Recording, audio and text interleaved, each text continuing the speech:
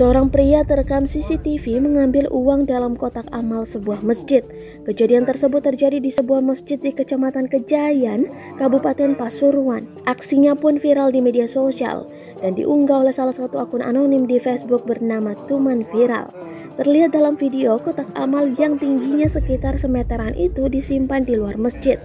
Si pria yang mengenakan kaos putih dan peci berwarna putih itu lalu mengambil uang dalam kotak amal tersebut.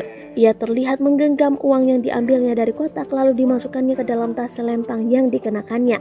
Tak hanya sekali, dalam rekaman itu ia mengambil uang satu genggaman hingga 3 kali.